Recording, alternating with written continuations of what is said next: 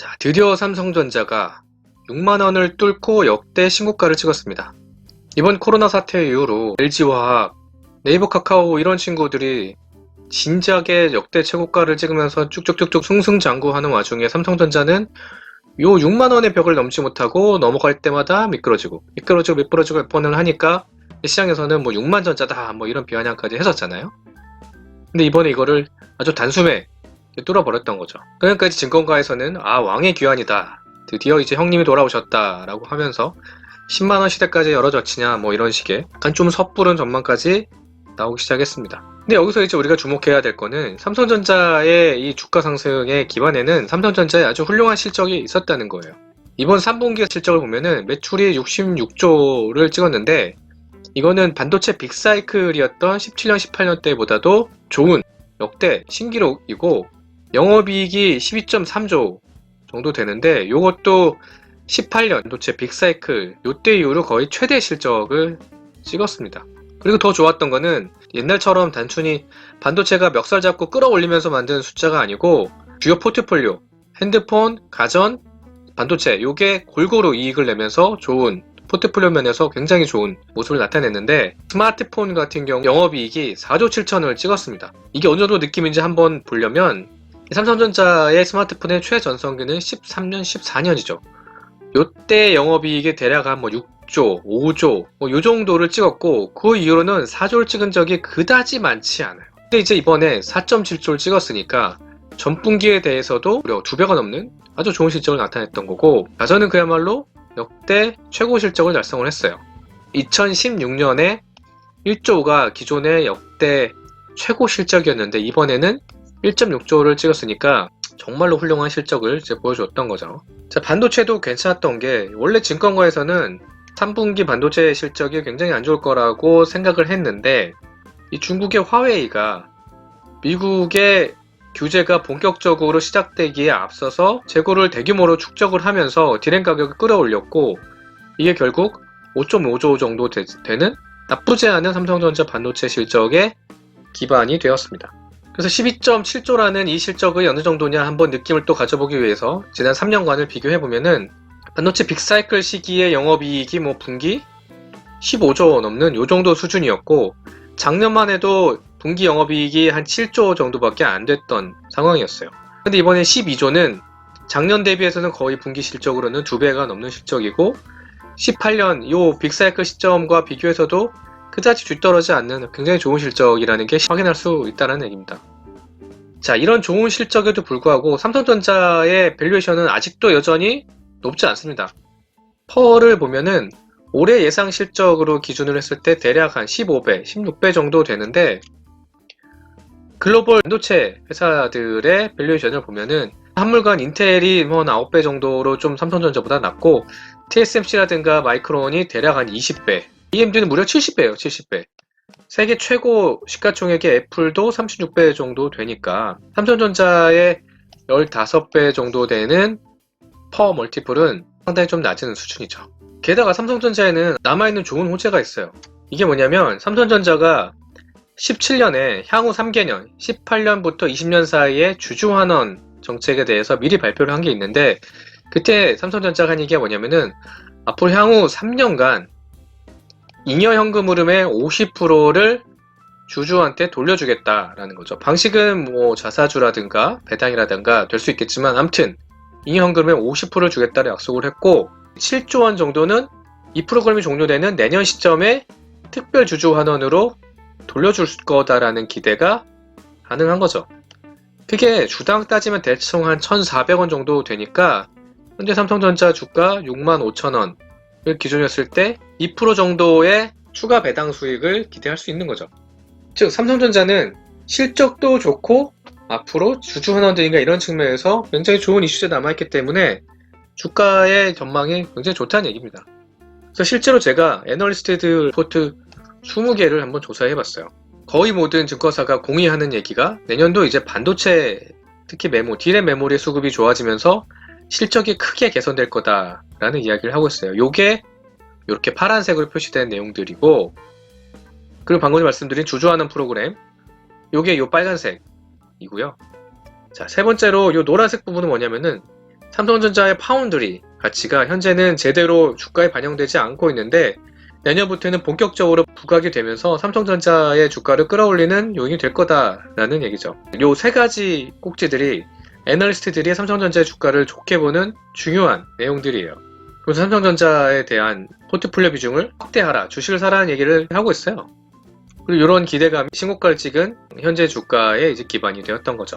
근데 우리는 이제 투자자로서 사실 좋은 모습만을 기대할 수는 없고 나쁜 모습도 어느 정도 좀 감안을 하면서 투자를 해야 되잖아요. 그러면은 삼성전자가 갖고 있는 좀 불안한 요소는 뭘까? 요거에 대해서 오늘은 한번 살펴보도록 하겠습니다.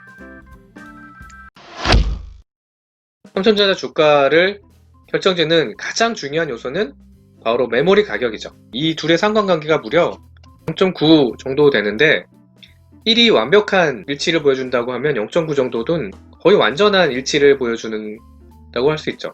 실제로 이 그래프를 보시면 파란색이 삼성전자의 월별 종가고 이게 메모리 수출 금액입니다. 거의 같은 방향으로 움직이는 모습을 확인할 수 있죠. 근데 여기는 좀 시차가 있어요.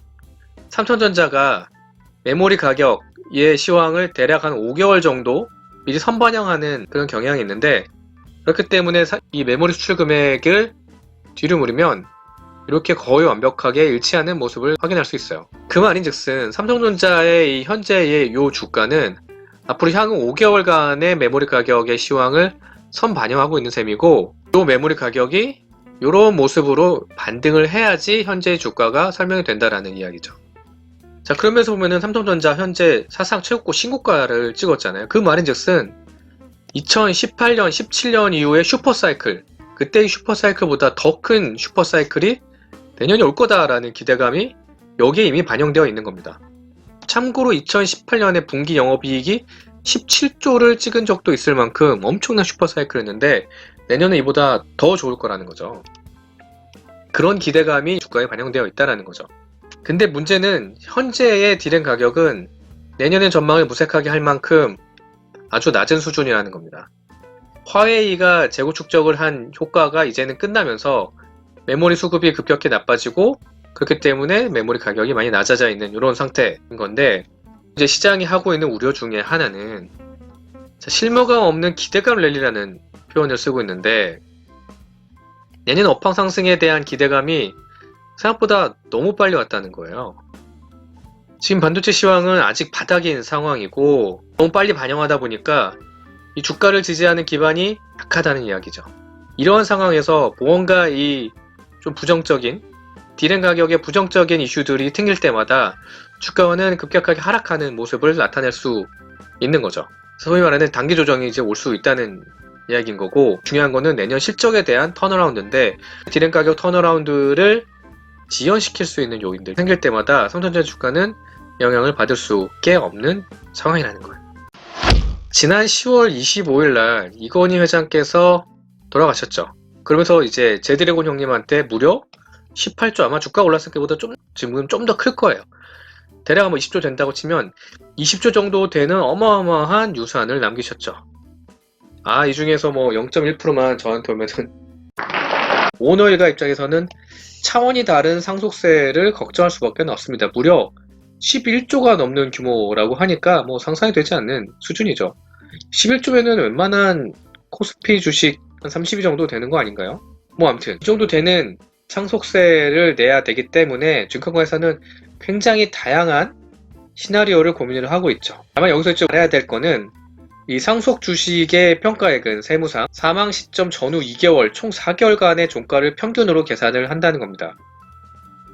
즉 이건희 회장께서 10월 25일날 돌아가셨는데 이 남겨진 유산에 대한 가액은 8월 25일부터 12월 25일 대략 4개월간의 주가를 산술평균을 해가지고 유산의 규모를 정하고 여기에다가 상속세율을 곱하면서 납부액을 결정을 하는 건데 삼성전자의 주가가 1000원이 오를 때마다 오늘가는 상속세를 1500원이 아닌 1500억을 더 납부해야 되는 이제 상황이라는 겁니다. 이건희 회장께서 돌아가실 때 삼성전자의 주가가 6만 원이었는데 현재 주가가 6만 5천 원 정도 되니까 5천 원이 올랐기 때문에 오늘가는 원래 예대 금액이 뭐 10조라고 하면은 현재는 7,500억 정도의 세부담이 더 증가했다는 거죠.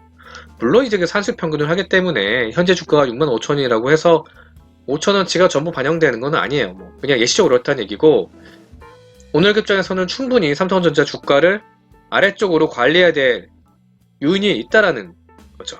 그런 거를 이제 증명이라도 하듯이, 이번에 원래 삼성전자가 3분기 실적을 발표를 하면서 다음 연도, 다음 뭐 3개년도에 대한 주주환원 프로그램을 발표할 거라고 기대를 했어요. 왜냐면은 계속 옛날에 그렇게 했거든, 3분기에 발표를 했거든요. 근데 이번에는 하지 않았습니다. 이게 방금 말씀드린 대로 상속세를 낮추기 위해서 뭐 전략적으로 이 시기를 좀 지어냈다라고 하는 납득이 가는 이야기죠. 올해 말까지, 특히 12월 25일까지는 삼성전자 주가를 좀 눌러야 될 이유는 있고, 이게 삼성전자 주가에 부정적인 영향을 미칠 수 있다는. 근데 다만 이거 관련해서는 장기적으로는 삼성전자의 배당을 늘려야 되는, 왜냐면 오너일가가 요걸 받아가지고 상속세를 내야 되기 때문에 배당을 증액시킬 수 있는 요인이 되기 때문에 단기적으로는 악재, 중장기적으로는 호재, 이렇게 보시면 될 것 같아요. 그리고 현재 주가는 단기 악재인 상황에 있다, 이렇게 이해를 하시면 될 것 같고, 또 하나 이거 관련해서 또 주의해야 될 게, 이건희 회장의 남긴 지분 중에 가장 핵심되는 지분이 삼성생명 지분 21%입니다.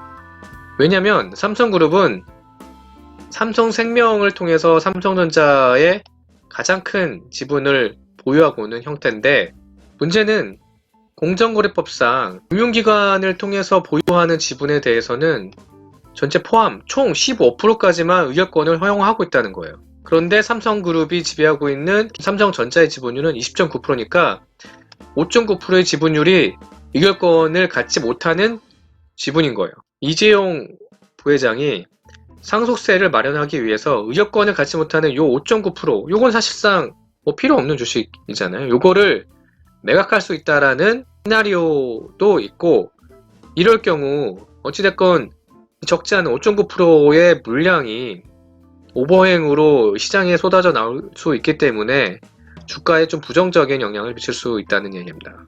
그리고 비슷한 관점에서 또 하나 유의해야 될 게 10월 30일자 기사인데, 이용우 의원이 보호목 감독 규정에 대해서 법제처에 정확한 해석을 해라라고 요구를 했는데, 이게 뭐냐면은 현행 이제 보험업법은 삼성생명은 다른 계열사의 지분을 3% 이상을 보유할 수 없어요. 근데 문제는 총 자산의 3%를 계산하는 요 기준이 취득가로 할 것이냐 시가로 할 것이냐에 따라서 결론이 너무 달라진다는 겁니다. 보험업부는 이거에 대한 명확한 해석이 없기 때문에 법제처에 이거를 해석을 하라는 이야기고, 만약에 현재 취득가 방식으로 계산되어 있는 요 3%, 요 계산의 근거가 시가로 변경될 경우 삼성생명은 29조, 삼성화재는 5조 정도 되는 요 어마어마한 주식의 2.55%, 여기 같은 경우는 2.99%, 요 주식을 매각을 해야 되는 이슈가 생긴다는 거죠. 이 주식 단가를 어떻게 보느냐에 따라서 오버행으로 시장에 나올 수 있다라는 이야기입니다. 그러니까 이건희 회장이 남겨준 유사한을 상속하는 과정에서 발생할 수 있는 오버행, 보호법 해석을 하는 과정에서 발생할 수 있는 오버행, 이런 오버행 이슈들이 삼성전자의 주가를 당분간 억누를 수 있는 그런 요인이다 볼 수 있습니다.